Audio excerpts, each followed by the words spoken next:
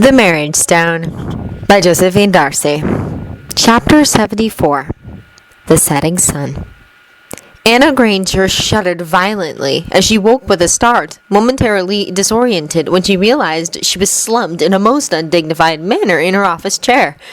For one strange moment, she would have sworn that Harry Potter was standing there in the room beside her, but when she shook her head, she realized it was only old Mr. Pattinson, sitting across from her in the visitor's chair set before her desk. "My apologies, Mr. Paddington," she exclaimed in mortification. Had she actually fallen asleep while talking to the old man? She shook her head to clear the fog that still lingered in her mind before focusing her attention back on her client. The old man had managed to crack several teeth, but was being stubborn about getting them repaired. She'd been trying to convince him that it wasn't cosmetic in nature. It needed to be done for the overall health of his teeth. "Mr. Paddington?"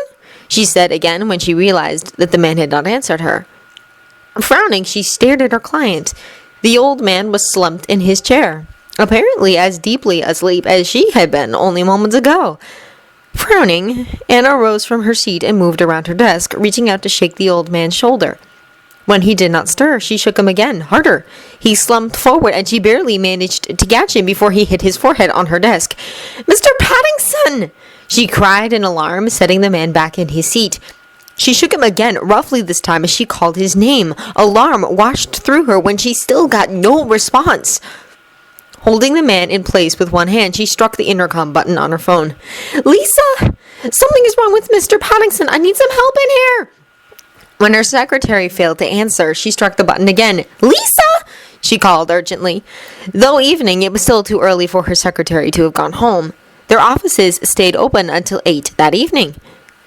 When there was still no response, Anna quickly propped Mr. Paddington up in his seat and then rushed toward the door. "Lisa!" she shouted as she yanked open the office door. Despite the hour, there were no sounds coming from the hallway beyond. "Lisa! Kathy?" she called out to the dental hygienist, who should be in the room next door cleaning Mrs. Bradford's teeth. Though the door was open, she could hear nothing coming from the room. Frowning worriedly back at Mr. Paddington, Anna stepped across the hallway and looked into the exam room. Her eyes widened in shock at the sight. Kathy was lying on the floor of the exam room, Mrs. Bradford dozing quietly in the dental chair. "Kathy!" Anna exclaimed as she rushed to the woman's side, feeling immediately for a pulse at the woman's neck. Kathy was young and healthy, and her heart was beating steadily beneath her fingers. Bewildered, Anna shook Kathy's shoulder and called her name. When she got no response, she stood up and shook Mrs. Bradford. But nothing she did woke either woman. Panicking now, Anna rushed down the hall toward the main reception room where Lisa and the other secretary sat. She skidded to a halt at the sight that greeted her. Lisa was slumped over her desk, snoring quietly, as was the other secretary, Monique, though she was holding the phone in her hand. Through the reception window, Anna could see into the waiting room where 3 other people were waiting to be seen. All of them were slumped in their chairs, unmoving. There was a little girl lying on the floor next to a small doll. Frightened now, Anna began shaking the other woman, trying to wake them. She could feel strong, steady heartbeats, but nothing would stir them from their slumber. A loud ding reverberated through the room, and Anna jumped in shock. She stared at the elevator across the main reception room. A moment later, the door slid open, and she let out a cry of relief when she saw Michael stepping out of the lift. Rushing through the side hallway, she headed into the reception area to greet her husband. Michael stepped forward, maneuvering around the body of the little girl, and caught hold of Anna in a tight hug. "Michael, they won't wake up!" she exclaimed in horror. "It's the same with everyone upstairs," he nodded, looking as pale and frightened as she felt. They both stood there in the center of the room for a moment, holding each other's hands and staring around in indecision, neither knowing what to do. "The phone!" Anna exclaimed suddenly and began patting the coat pockets of her white dental coat for her mobile phone. She found the small folded device almost immediately and flipped it open. Dialing 999, she raised the device to her ear. The phone rang.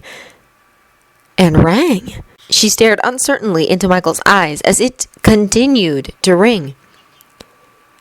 "They should have picked up by now," he said after several moments of silence. When she shook her head, still listening, he crossed the room to the main desk, reaching over the counter to take the phone out of Monique's hand. "Hello?" "Hello?" he said into the receiver. Anna watched as he cleared the line and dialed 999 himself. They both stood there, holding the phones to their ears, waiting, staring at each other across the room. "This is a landline," Michael told her. "They should have picked up, even if the mobiles are down." "Unless they're receiving too many other calls?" Anna suggested, trying to think of a logical explanation for the lack of response. "A computer should have picked up then," Michael reasoned. "How many calls does it take to overwhelm the system?" He just shrugged, not knowing the answer. Anna flipped her phone closed. "It can't be a gas leak," she stated. "What?" Michael stared at her phone, still at his ear. "If it was a gas leak, it would have affected us," she told him, motioning to the sleeping people around them. "That rules out just about any chemical agent, then," he agreed. "But I think it did affect me. At least briefly. I'm certain I blacked out. I woke up on the floor of my office." Anna nodded. "I think something happened to me, too," she admitted, remembering the moment of disorientation. She glanced down at her watch, but she had no idea how much time had passed. She couldn't remember the last time she had checked the clock. "Did you feel anything?" Michael shook his head, frowning. "I got dizzy, and then I was waking up. I thought—" "What?" She stared at him. He gave her an almost helpless shrug. "I would have sworn I saw Hermione's friend Harry in the room with me.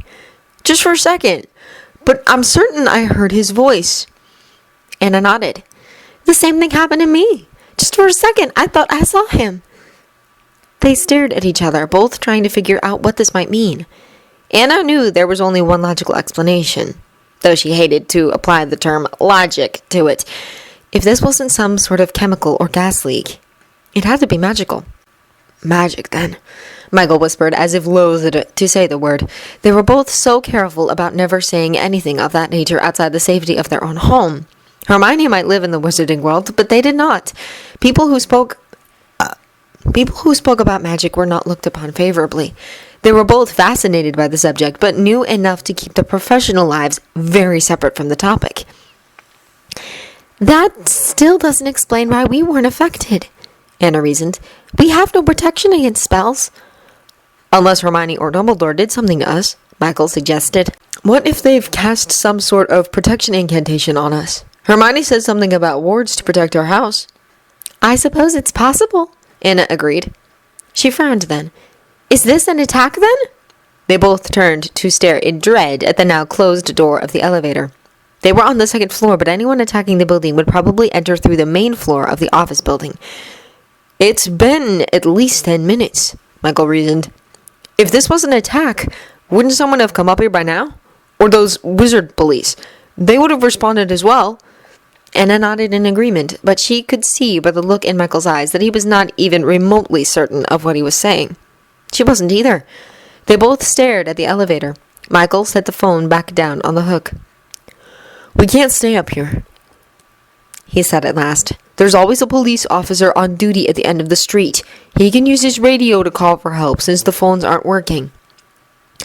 "The elevator or the stairs?" Anna asked him, knowing he was right. They couldn't just stand there waiting. "Do wizards have elevators?" Michael asked her. She shrugged uncertainly. "I have no idea, but they do seem pretty baffled by Muggle technology." "Then they'd most likely take the stairs," Michael guessed. Reaching out to take hold of each other's hands, they both headed toward the elevator.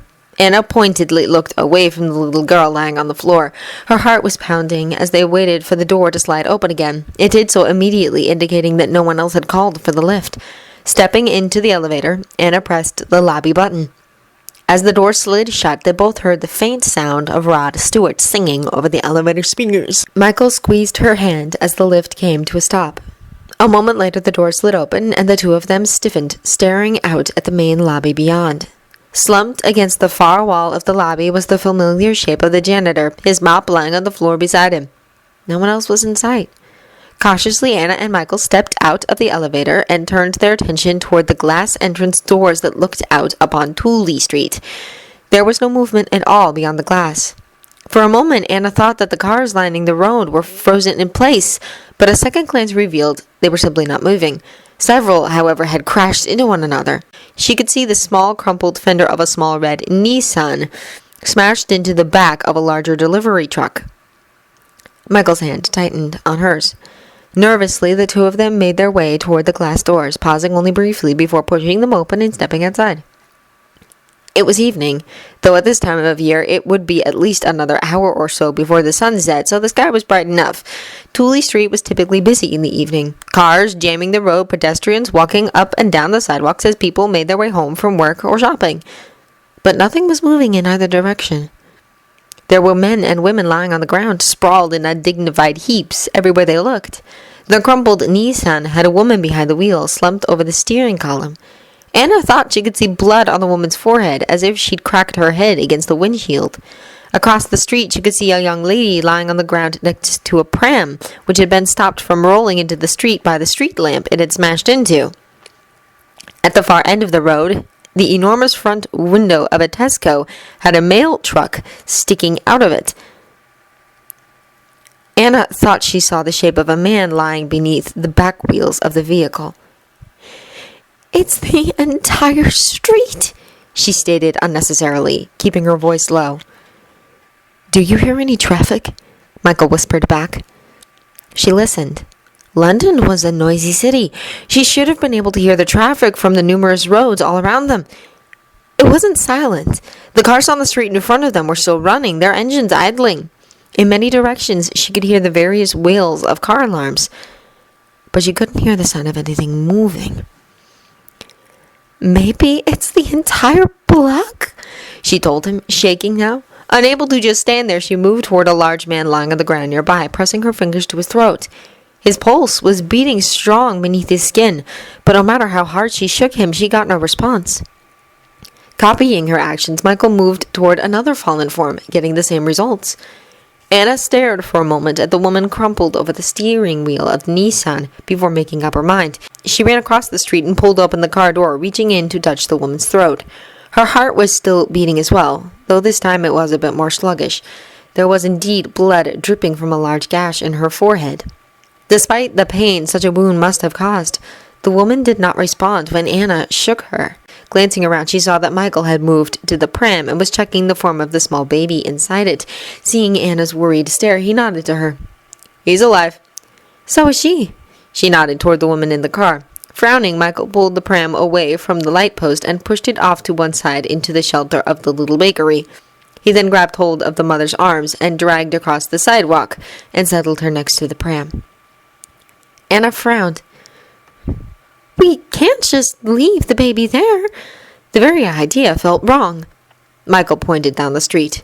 "There's 2 more of them down there," he told her, "and another in a car seat in that car over there." Anna stared in the direction he had pointed, seeing both prams as well as the car seat he'd indicated. Her heart sunk as she understood his meaning. "We can't carry all of them," he said unnecessarily. "We have to find help. It's the best thing we could do for all of them." Knowing he was right, she joined him on the sidewalk. They both glanced up and down the street. "There's always a police officer around the corner by the Tesco," Anna said, since neither direction looked very promising. Michael took hold of her hand again, and they headed toward the crashed mail truck. They walked in silence, both staring at the shape on the ground beneath the crashed mail truck in the Tesco window. As they drew nearer, Anna could see that a dark stain was spreading out beneath the figure. Her heart started racing, her stomach flipping uneasily. When they were only a few feet away, they both stopped and stared in horror. It was obvious that when the mail truck had crashed through the supermarket window, it had struck someone lying on the ground. Anna didn't have to get any closer to realize that the person's head had been crushed beneath the tires. "Come on," Michael said quietly, motioning her toward the street. They swung wide around the store, both of them careful not to look inside. One glimpse was enough. They rounded the corner and stopped, wide eyes taking in the sight before them. The street beyond was a main thoroughfare, 4 lanes of busy traffic as well as busy walkways which led to the London Underground at either end. Nothing was moving. Cars were scattered all over the road, crashed and crumbled into one another. Evening commuters to the London Underground were lying sprawled along the walkways. At the far end of the street, They could see one of the red double-decker tour buses smashed into a tall building. There was no doubt in Anna's mind that from the force of that impact, numerous people had been killed. It took them several minutes to spot the uniform of the police officer they were searching for. He was slumped against a wall in front of a small street-side cafe. Anna and Michael hurried across the road toward him, weaving around the cars. Most of the engines were still running, but the drivers were all asleep at the wheel. Several car alarms were shrieking pointlessly. Reaching the police officer, Michael turned him over, tugging the small radio he wore on his belt free of its holster. "Hello! Hello!" he said into the microphone, his thumb pressing the speaker button. Both of them waited in silence, listening to the static on the other end. "Hello! Can anyone hear me? We need help!" Anna stared hard at the small speaker, willing it to answer, but nothing came through the line but static. "Try your mobile again," Michael urged, and Anna reached into her pocket and pulled out the small phone. Dialing the emergency number once more, she listened in frustration to the endless ringing. She shook her head at Michael. Michael stood, his expression filled with indecision, as his gaze stopped momentarily on the numerous signs for the London Underground. "Michael, we can't go into the Underground," Anna told him nervously, guessing the direction his thoughts were taking. "What if the trains stop running?" The idea of being stuck in one of the tunnels terrified her. He frowned at that, but nodded his head in agreement. "We need to find help." "No one's answering the phones or the radio," Anna told him. She didn't want to think too hard on the implication behind that. He shook his head in frustration. "It can't be more than a few blocks affected. We just have to get out of here so that we can reach the authorities." Anna thought about that for a moment. Now more than ever, she was certain this was magical. Whatever had done this had been instantaneous. The drivers had had no chance to stop their cars or pull over to the side of the street. Had it been some sort of nerve gas or chemical agent, it would have killed everyone. But most of these people were just asleep. And that also wouldn't explain why Michael and she were not affected. Magic was the only explanation. "Which authorities?" she asked her husband. "At this point, I'll settle for anyone," he told her. "The Leaky Cauldron and the Ministry of Magic are both in that direction." He pointed northwest toward the Thames. "Stay there a moment," he ordered, and then ran across the road toward a man sprawled on the ground next to a small motorbike. She watched nervously as Michael dragged the man away from the motorbike, moving him off the road and onto the sidewalk near a bus stop. Then he pushed the bike upright and straddled the seat, fiddling with the key in the electric starter. It only then registered in Anna's mind what her husband did do. She rushed toward him. "We can't just take his bike," she protested. Michael gave her an odd look. "He's not using it at the moment," he pointed out. It took him several tries, but he managed to get the engine running again. "Do you even know how to drive one of those things?" she asked uncertainly. He was revving the engine by twisting one of the steering handles. "I had one when I was a teen," he assured her. "Get on behind me." Anna rolled her eyes heavenward, but dutifully climbed on behind Michael, hiking her skirt up so that she could sit comfortably. She wrapped her arms tightly around Michael's chest and hissed in nervous shock as he started forward. She was grateful, at least, that he seemed to have no desire to go fast. The roads were hardly clear enough to do so anyway. Michael weaved cautiously between the crashed cars on the road, having to move up onto the sidewalk more than once to get by. As it was slow going, mostly because he didn't want to risk running over anyone lying on the ground. Each time they turned a corner and entered a new street, they scanned the area for any sign of movement, growing more and more alarmed when they realized how widespread this phenomena was. At one point, Michael stopped the bike, and they stared in silent horror at a bookstore that had caught on fire. 2 cars had crashed into it, and the petrol from one of the vehicles had ignited. They both stared as the building began to burn. Through the window, they could see people inside, sleeping in blissful ignorance. With absolutely no way to stop the fire, they realized that all these people were going to burn alive. And after that, what was to stop the fire from spreading to the next building or the next? "We have to find help," Anna whispered urgently to Michael. He nodded his head and drove on. "The next right should take us out to Waterloo Bridge," Anna told him, pointing ahead. "We should be able to see some sign of life from there. From the bridge, they would be able to see up and down the Thames. There was bound to be some sign of hope there." It took Michael far longer than it should have. It was rush hour, and the roads were crowded, even if no one was moving. Weaving in and out of the crashed vehicles, Michael made it up onto the main road and drove out onto the bridge, heading out over the Thames. In the course of the short distance they had traveled, they had both seen things they didn't want to contemplate, and there was still no sign of life anywhere. Michael paused in the center of the bridge, bringing the bike to a complete stop as they searched up and down the dark Thames for any sign of life. There were still dozens of boats and barges on the water drifting along the currents, but they could see no movement on the decks of any of them. Anna scanned the shore, looking for the tall spire of Nelson's column. Instead, her gaze was caught by a dark plume of smoke rising high into the sky far off in the distance. It was almost due west from their location and stood out in stark contrast to the red blaze of sunset. She guessed the smoke had to be at least 15 miles away. But judging by the height of the smoke column, the burning structure had to be something enormous. "Michael?" she whispered, pointing toward it. Her husband turned to follow her finger, staring at the smoke. "What's over there?" She tried to picture a map of London in her head, but this was too far away for her to be familiar with any local landmarks. "Heathrow," Michael answered, and Anna felt a cold chill go down her spine. If that was Heathrow, the only thing that could send up a cloud of smoke like that was a burning airplane. "Heathrow is 15 or 20 miles away," Anna told him. "It can't be that widespread. It's not possible." "How do we know it's not possible?" Michael asked. "We have no idea what magic is capable of." Looking around now, they could see other columns of smoke rising into the air. Buildings all over London were burning, and the one thing painfully absent was the sound of emergency vehicles. With this many fires, the air should have been filled with police and news helicopters. But there was nothing flying in the sky save a few birds who were scanning the waters of the Thames for dinner. "You don't think it's all of London?" Anna asked. "I don't know," Michael replied. He sounded ill with the thought. "Where should we go?" Anna thought about that for a moment. "We have to see if the Wizarding World is affected. We should try to contact Hermione. I'm sure Dumbledore will know what to do."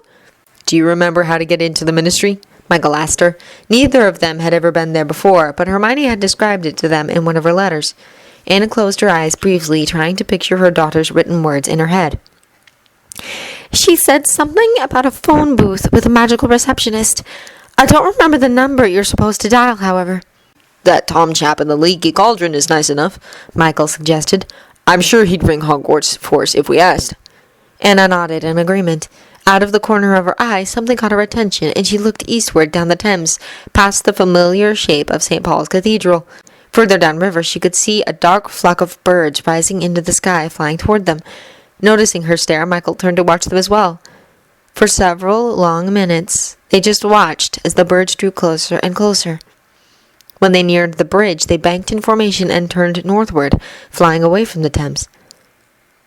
"Michael," Anna whispered, "those were ravens.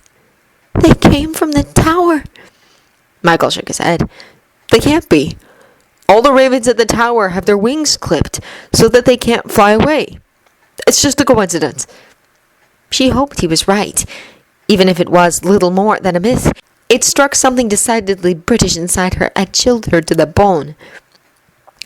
"Let's leave," she urged, pointing northwest across the Thames. "Charing Cross is that way.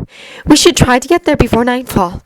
It was only a few miles away, but with the crashed cars cluttering the roads, it might take longer than anticipated to get there. Michael nodded, but paused before taking off.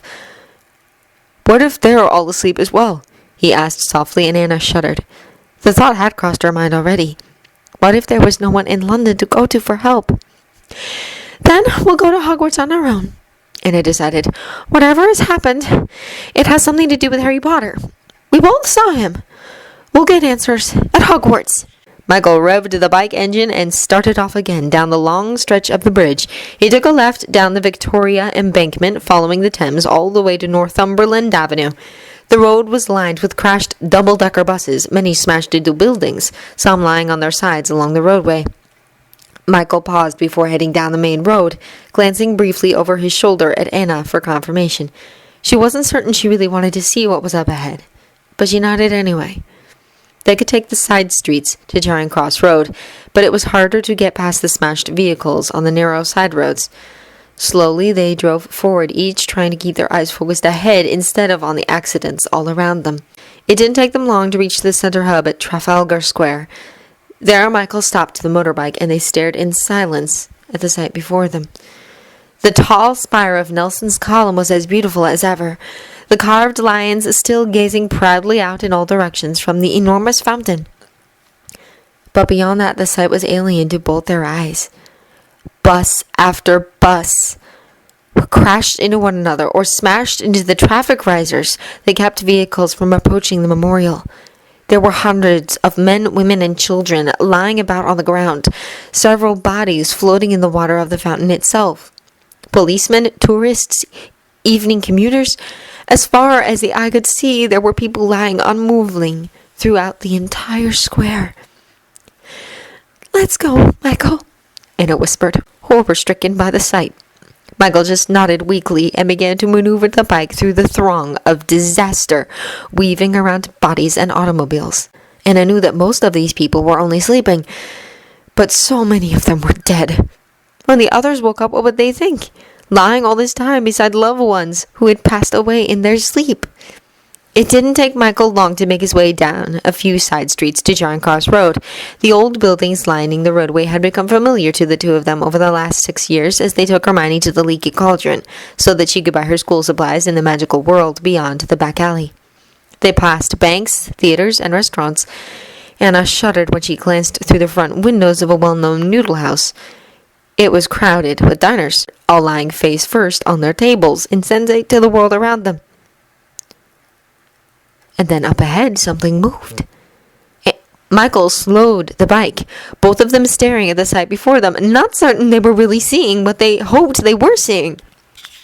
A woman, wearing a dress that would have been fashionable in the 1940s, was sitting in a chair near a small cafe beside Leicester Square tube station. She wore an odd hat upon her head with several feathers sticking out of it, which twitched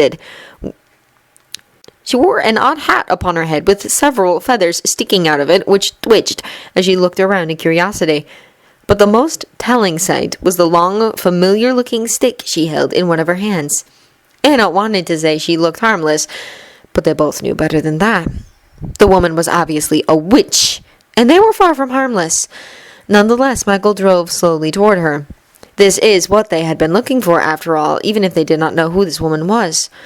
As they approached, Anna tried to get an estimation of her age. The clothing was nothing to go by. Few people in the wizarding world seemed capable of dressing in proper Muggle attire. They were always several decades out of date, if nothing else. She was obviously older than both of them, but as wizards and witches aged at a much different rate than Muggles, Anna had no idea where to place her age. Her hair was pulled back in a rather severe bun, but still looked quite dark in color. The woman watched them as they drove up, eyeing the motorbike mistrustfully. She stood when they neared, nodding her head to both of them in typical British fashion. Anna immediately climbed off the bike, flushing uncomfortably when the woman frowned disapprovingly at the bare legs she showed. She quickly smoothed her skirt back into place. "Excuse me," Anna said politely, holding her hand out to the woman. This whole moment took on a surreal quality. They were surrounded by men and women lying unmoving on the ground, and she was trying to remember her manners. Across the road, 3 cars were smashed into the front of a dress boutique. "I'm Anna Granger, and this is my husband, Michael." The witch took her hand and shook it firmly, her grip strong. "Augusta Longbottom," she told them both, her accent marking her as a northerner. "Are you any relation to Hermione Granger?" Startled, Anna glanced back at Michael before nodding her head in confirmation. "She's our daughter," she admitted. "Do you know her?" "Not personally," the woman replied. "She goes to school with my grandson, Neville." Anna supposed she should not be surprised. The wizarding world was a relatively small community, and they were near one of the most frequented pubs in wizarding London. "Can you help us?" Anna asked. "We're trying to get to the Leaky Cauldron. We want to contact Headmaster Dumbledore." The two of them had never gone to the cauldron without Hermione beside them. While they could see the building, they still found it disconcertingly hidden. Often it took Hermione to point it out to them before they even noticed the sign. They had never tried to find it on their own. "Good man, Dumbledore," Augusta nodded her head in approval. "And there are strange things afoot." Best take out your wands. There always seems to be trouble in this city. I haven't been here in years, but the last time I came for a shopping trip, a group of German fellows started dropping bombs on the place. I'm beginning to think that no good ever came from a city this large. German fellows? Anna revised her estimation of the woman's age upwards. The woman's dress was certainly old enough to have been purchased during the Second World War. We don't have wands, Anna admitted nervously. She knew there were a lot of prejudice in the wizarding world concerning muggles and muggleborns. Augusta frowned at that. Squibs, then? She mused thoughtfully. Again, Anna shook her head. Muggles, actually. She glanced back at Michael, but he just shrugged uncertainly.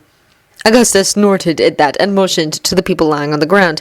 "All the muggles are still asleep," she informed them.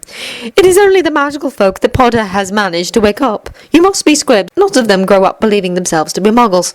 The very idea startled Anna. Hermione had suggested something similar to both of them in the past.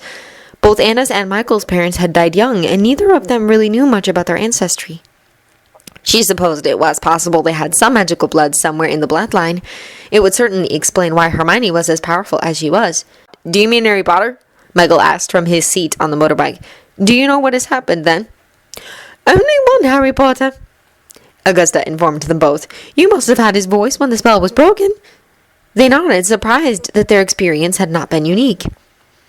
"It was a spell of some sort," Augusta stated. "Don't know the details exactly. Never seen anything like this. Never seen anything so widespread.